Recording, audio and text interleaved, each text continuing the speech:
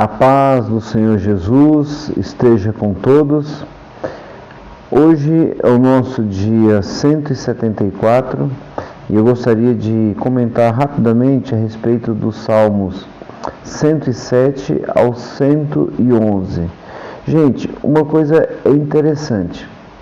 Quando a gente começa a ler a Bíblia e a gente começa a pensar com os nossos próprios pensamentos, a gente deixa um pouquinho os comentários e a gente começa a ler e entender de uma forma muitas vezes simples, porém profunda, porque quando você entende, você se compromete com aquilo que você entende. E quando você lê a Bíblia e você compreende com o seu pensamento, as coisas ficam muito mais claras. Então, observe esse detalhe.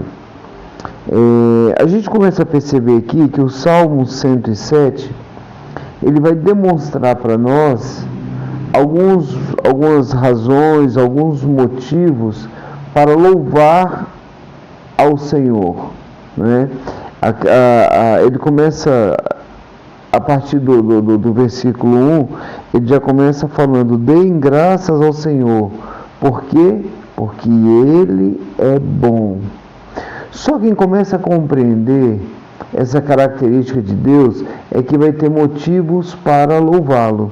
Por quê? Porque, gente, só quem foi resgatado de uma vida de pecado é que vai ter motivos para louvar ao Senhor.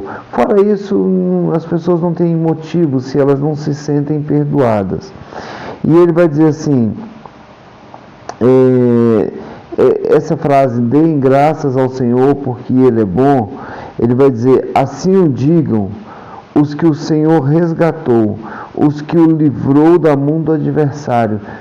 Sinceramente, você percebe que Deus, Ele te resgatou?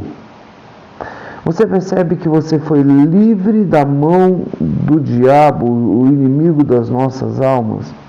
Esses são motivos mais do que o suficiente para você louvar ao Senhor, né? Eu acho interessante que ele conta essa história do resgate, né? Versículo 5: estavam famintos e sedentos na sua vida, e a sua vida ia se esvaindo. Na sua aflição, na aflição daqueles que estavam famintos e sedentos, né? Eles clamaram ao Senhor. E quando clamam ao Senhor, Deus, ele se apresenta a ele e manifesta a sua bondade a todos aqueles que clamam ao Senhor. Então, é muito especial a gente perceber que mesmo na nossa angústia, a gente pode clamar ao Senhor e a partir dessa libertação há motivos de louvor, né? Versículo 14 fala que foi Deus quem os tirou das trevas e da sombra mortal. Foi Deus que quebrou as correntes que o prendiam. Aí sim, olha que interessante, se foi Deus quem fez isso, aí no versículo 16 fala que essas pessoas que foram libertas deem graças ao Senhor por seu amor leal e por suas maravilhas.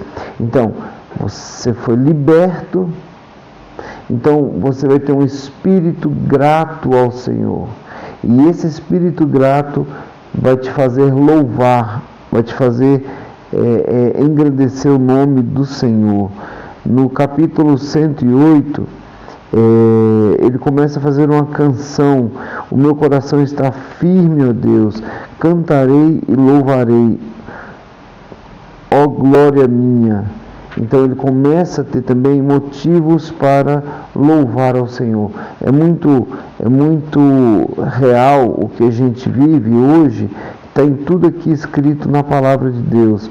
Ele fala assim: acordem harpa e lira, despertem alvorada, eu te darei graças, ó Senhor, entre os povos. Faz um teste. Escreva um poema para o Senhor.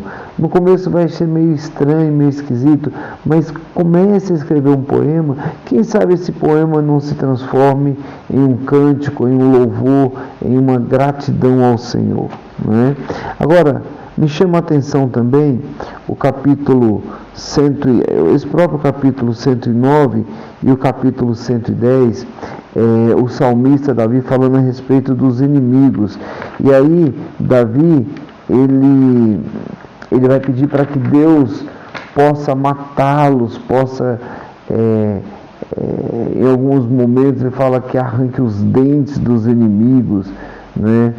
E o que eu acho interessante é que nesse desejo da vingança, não ser a vingança do coração de Davi, mas ser a vingança de Deus, Deus vai responder a Davi. E aliás, a resposta de Deus ela é um pouco contrária àquilo que a gente pensa, porque o normal é a gente pensar que Deus ele vai salvar todo mundo, Deus é um camarada bonzinho e não vai deixar ninguém para o inferno, e que Deus não há maldade em Deus, por isso, e de fato não há, mas por isso Deus não vai permitir que o homem seja condenado eternamente, e isso não é uma verdade. A verdade é muito clara aqui no texto, no Salmo, que Deus ele faz separação do bem e do mal. Ele fala que vai dividir Siquém, e além disso, ele vai dizer assim, olha, estes são os meus, Gileade, Manassés, Efraim, Judá, este é uma turma abençoada. Por outro lado, ele vai falar dos Moabitas. Os Moabitas vai ser a pia que ele vai se lavar. Os Edomitas, os de Edom, eram inimigos do povo de Israel. Ele fala que ele atira a sua sandália. A pessoal dos filisteus, ele vai dar o brado de vitória. Então, há separação entre quem faz o bem e quem faz o mal, não é? E isso, o Salmo 108 fala isso. E para a gente encerrar aqui, esse Salmo de Davi, quando vai falar dos inimigos que seriam amaldiçoados, ele começa com louvor, mesmo Deus fazendo silêncio. Gente, que coisa especial. Capítulo 109, ele chama muita atenção, porque qual é a palavra que a gente escuta hoje? Você é vitorioso, você é mais que vencedor, você é o melhor. E aí a gente fica cheio do nosso próprio ego, né? E aqui ele vai dizer que mesmo Deus não falando essas coisas, mesmo Deus estando em silêncio, Davi vai proclamar um louvor ao Senhor, né? E aí nesse louvor ele vai falar dos inimigos, que os inimigos morram logo, que os inimigos sejam trucidados, vai falar um monte de coisa a respeito dos inimigos, mas com o coração certeiro de que a vingança não é dele, a vingança é de Deus, vem do Senhor, não é?